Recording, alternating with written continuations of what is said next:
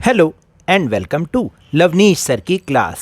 This is Directorate of Education GNCT of Delhi's worksheet number 1, and it is only for class 8 students. It has taken from the subject Social Science Geography, and we will learn and understand chapter number 1, Introduction of Resources.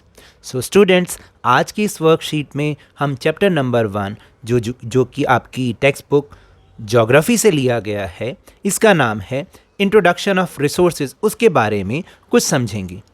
But before we start our lesson, let's know about resources. जैसा कि आप जानते हैं कि resources क्या होते हैं, बता सकते हैं रिसोर्सेज क्या होते हैं?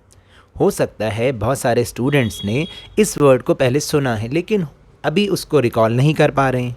कोई बात नहीं, हम फिर से इसको एक बार रिवाइज कर लेते हैं. देखिए, resources are those things which fulfil our needs, यानी वो सारी चीज़ें जो हमारी नीड्स को फुलफिल करती हैं वो रिसोर्सेज कहलाती हैं. So here is an activity for this worksheet. Activity: look around you and list all the substances of your surrounding in the following table. आपको क्या करना है कि यहाँ पर एक टेबल दे रखी है, उसमें आपको उन सब्सटेंसेस के नाम लिखने हैं जो आप अपने चारों तरफ देखते हैं. ठीक है, यहाँ पर कुछ टाइटल बने हुए, उसके अकॉर्डिंग ही हमें उनको लिखना है. और फॉर एग्जांपल यहाँ पर एक एक एग्जांपल आपको दे भी रखा है, जैसे substances used for making house, यानी घर बनाने के लिए जो हमें चीज़ों की ज़रूरत पड़ती है और वो किन चीज़ों से बनती हैं. जैसे कि ब्रिक्स किससे बनेंगी? सॉइल से बनेंगी. इसके अलावा और क्या चाहिए होता है घर बनाने के लिए? हमें रॉड्स भी तो चाहिए होती हैं ना, जिससे जो है लैंटर बनता है. तो ये हो गई रॉड्स. जो रॉड्स हैं वो किससे बनी होती हैं? वो आयरन से बनी होती हैं. ठीक है, फिर नेक्स्ट इज़ लिविंग और बेडरूम सब्सटेंसेस, यानी आपके घर के अंदर जो चीज़ें यूज़ होती हैं, जैसे कि बेड, आपका बेड है वो किससे बना है? वुड से बना है. और भी बहुत सारी चीज़ें हैं, जैसे कि डोर है वो भी वुड से बना हुआ है. ठीक है, और बताइए. और फ़ैन भी तो होता है, जैसे फ़ैन है, फ़ैन किससे बना होता है? फ़ैन आयरन से बना हुआ होता है. तो इस तरीके से आपको इसमें एग्जांपल्स अपने हिसाब से लिखने हैं. फिर है किचन वेयर और washroom substances and it's material, यानी किचन में जो चीज़ें यूज़ होती हैं, जैसे स्पून, वो किससे बनी होती है? स्टील से बनी होती है. इसी तरह से कप्स हैं आपके, आप कप्स भी यूज़ करते होंगे जो कि ग्लास से बने हुए होते हैं.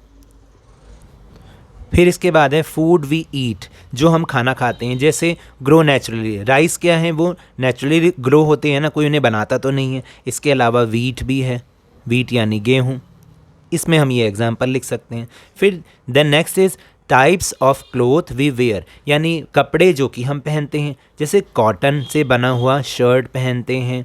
इसी तरह से हम शायद पॉलिस्टर से बनी ही शर्ट भी पहनते हैं, polyester.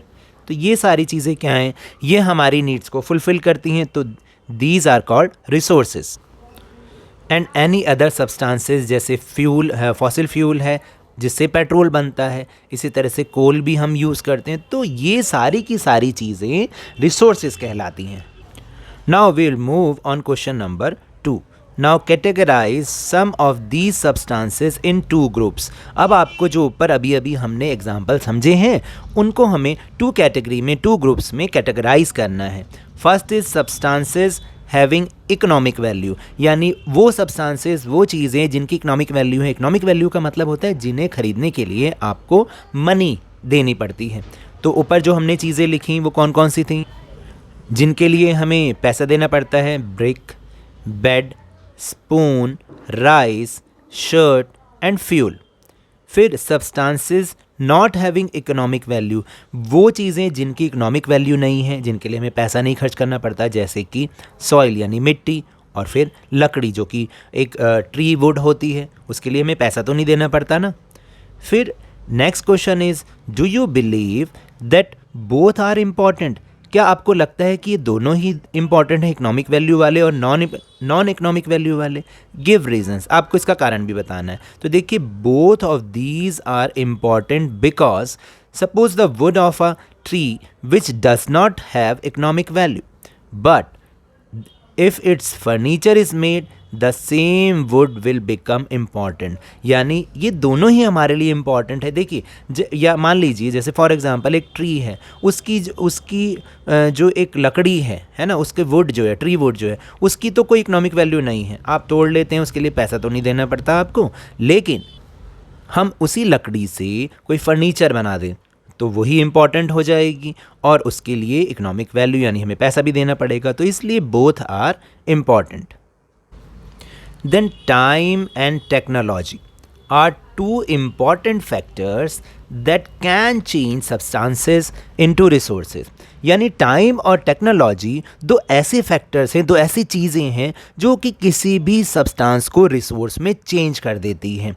For example, medicinal plant growing in the dense forest is of no use for us, but now with the passage of time and use of technology, which a medicinal firm prepares some medicine and got it patented and is available for our use, it becomes a resource. देखिए मैं आपको समझाऊं.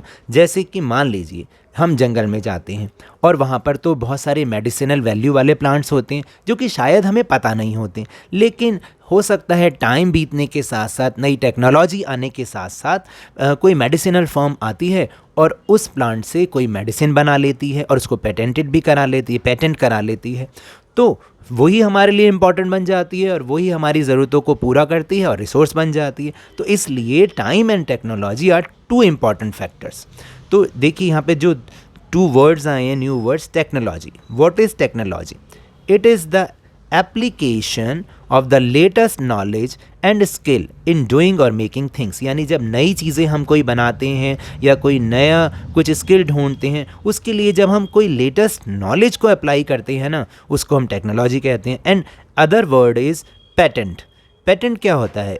It means exclusive right over any idea और innovation. यानी जब हम कोई innovation करते हैं, कोई आइडिया हमारा अपना होता है तो हम उसको पेटेंट करा लेते हैं, यानी उस पर केवल हमारा ही राइट होता है, कोई और उसको यूज़ नहीं कर सकता. तो ये इन दोनों का मतलब है. Now will move on question number 3 part A. Now ask your elder family members about few substances which you are using now but were not available when they were of your age. तो अब आपको अपने family member से, जो बड़े family member हैं, दादा दादी या मम्मी पापा से, ऐसे सब्सटेंसेस पूछने हैं जो कि वो आज तो यूज़ कर रहे हैं लेकिन जब वो आपकी एज के थे तब वो उनके टाइम में वो अवेलेबल ही नहीं थी. तो आपको इस चीज़ का पता लगाना है. तो let's try to think. So the answer is mobile phone, TV, computer, internet and smart watch. देखिए ये सारी की सारी चीज़ें आज तो अवेलेबल हैं क्योंकि टाइम एंड टेक्नोलॉजी, मैंने बताया था ना, दो इम्पॉर्टेंट फैक्टर्स हैं, तो उनके कारण आज तो ये अवेलेबल हैं. पर जो आपके एल्डर फैमिली मेम्बर्स हैं, जब वो आपकी एज के थे शायद तभी अवेलेबल नहीं थी. And second part is try to think what made if possible. अब आपको बताना है कि ऐसा किसके कारण ही पॉसिबल हो पाया. तो वही दो फैक्टर्स हैं, due to time and technology it made possible. समझ में आया? Now based on your observations of the above activities answer the following questions. अब आपको क्या करना है, जो अभी अभी ऊपर हमने समझा उसी पर बेस्ड, उन एक्टिविटीज़ पर बेस्ड कुछ क्वेश्चंस हैं, उनको हमें आंसर करना है. जैसे first question is according to you What are the main features of a substance becoming a resource? यानी एक सब्सटेंस में, एक किसी वस्तु में क्या ऐसी विशेषताएं होनी चाहिए जो कि उसको रिसोर्स बना देती हैं. तो देखिए, it should be useful to humans.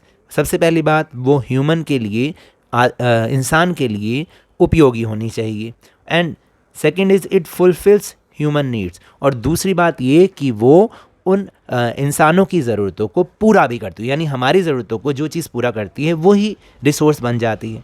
Then question number 2 is what are the factors which change substances into resource.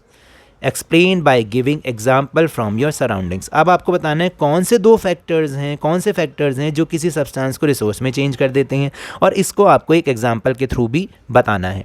तो वही, ये तो हमने अभी अभी बहुत बार समझ भी लिया। Time and technology are two important components through which an object is converted into a resource। यानी टाइम एंड टेक्नोलॉजी ही दो ऐसे फैक्टर हैं जो कि किसी ऑब्जेक्ट को, किसी सब्सटेंस को रिसोर्स में चेंज करते हैं।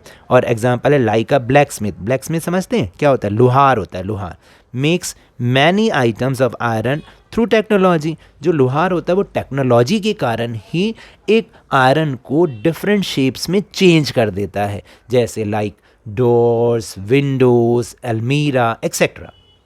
Now question number 3. Categorize the substances you listed in your table number 1 into। अब आपको क्या करना है, टेबल नंबर 1 में हमने कुछ सब्सटेंसेस नोट किए थे ना, अब उनको 2 ग्रुप्स में कैटेगराइज करना है। Substances we obtain from nature, वो सब्सटेंसेस जो हमें नेचर से मिलते हैं। कौन कौन से? सॉइल एंड वुड, वे हमें नेचर से मिलते हैं ना। And substances which are made by us, जो कि ह्यूमन ने क्रिएट किए, ह्यूमन ने बनाए हैं। कौन कौन से?